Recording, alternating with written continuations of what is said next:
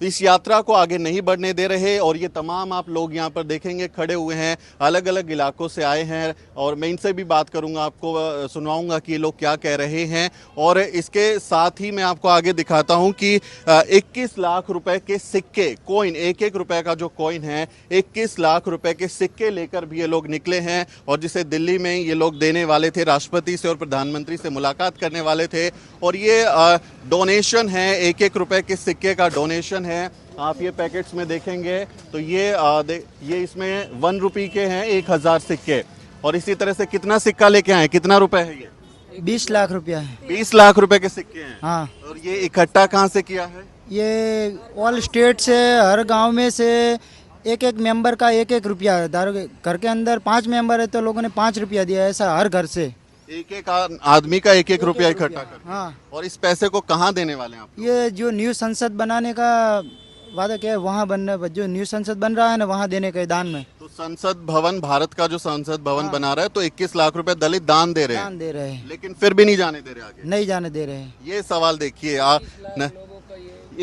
और ये सिक्के अपने आप में ये संदेश देते हैं कि ये 21 लाख लोगों की भावनाएं हैं। एक एक रुपए का सिक्का, भारत जब राष्ट्र हम बनाते हैं, कहते हैं कि भारत एक राष्ट्र है, तो हर व्यक्ति की भागीदारी को गारंटी देने वाला संविधान हमको हक देता है कि इस देश को चलाने में हमारी भागीदारी हो। और ये एक एक रुपए के सिक्के, 21 लाख सिक्के इस बात की ओर इशारा करते हैं कि ये जब भारत की नई संसद बनेगी, जिसमें नए कानून बनेंगे, तो उसके निर्माण में भी भारत के लोगों की भागीदारी हो।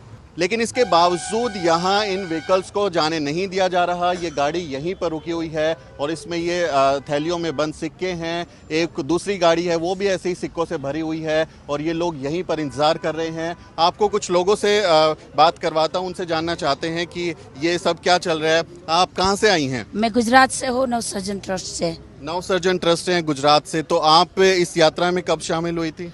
मैं ये यात्रा में 1 तारीख से हुई हूँ शामिल और मैं 20 साल से काम कर रही हूँ। 20 साल से काम कर रही हैं। आपको जाने नहीं दिया जा रहा, क्या कह रहे हैं पुलिस वाले, क्या कह रहे हैं? पुलिस वाले कह रहे हैं कि हमें ऊपर से ही ऑर्डर है कि इनको यहाँ न आने दिया जाए। लेकिन आप तो कोई ऐसा खराब काम करने तो जा नहीं रहे। अब बाबा साहब की तस्वीर है, उनका सिक्का है, संसद भवन बनाने में आप पैसा देना चाह रहे हैं, फिर भी नहीं जाने दे रहे। ऐसा क्यों हो रहा है? ऐसा इसलिए हो रहा है कि वो लोग हमसे डरते हैं। हम जो सच्चाई की बात करते हैं, कड़वा सच बोलते हैं, तो उनको हजम नहीं होता है। वो कहते हैं कि मेरी बहना गुजरात से मुझे एक 15 पैसे का पोस्ट कार्ड लिख देंगे तो मैं वहाँ आ जाऊँगा। लेकिन मोदी जी, आप ये सुनिए और सोचिए और देखिए, हम गुजरात से यहाँ तुम्हारे पास आए हैं दिल्ली में, फिर भी हमारे पैसे से आए हैं। लोगों ने चंदा दिया है, 20 लाख रुपया दिया है।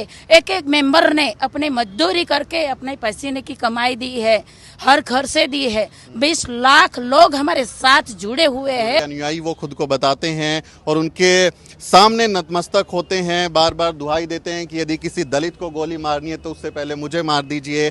दलितों के पैर धोते हैं, तमाम तरीके का दिखावा करते हैं।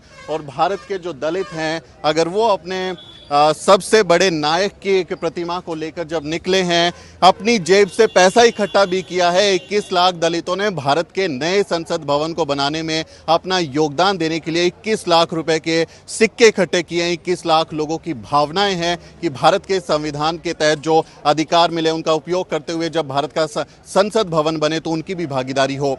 भारत के लोग शांतिपूर्ण तरीके से देश की राजधानी में दाखिल नहीं हो सकते।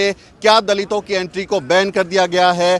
क्या दलितों का राजधानी में घुसना अपराध घोषित कर दिया गया है? ये सवाल खड़ा होता है देश के प्रधानमंत्री को, जो खुद गुजरात से आते हैं। गुजरात से आए हुए इन लोगों को बॉर्डर पर क्यों रखा गया है, क्यों रोका गया है, क्या वजह है? इसका जवाब प्रधानमंत्री नरेंद्र मोदी को जरूर देना चाहिए।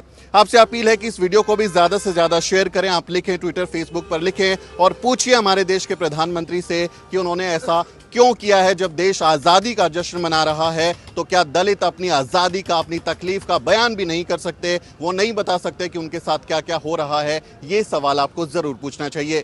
मेरा नाम सुमित चौहान है और इस वीडियो स्टोरी में मेरी मदद कर रहे हैं मोहित कुमार। अगले वीडियो में भी मुलाकात होगी और यहाँ जो भी अपडेट होता है सीधा आप तक पहुंचाएंगे। जय भीम।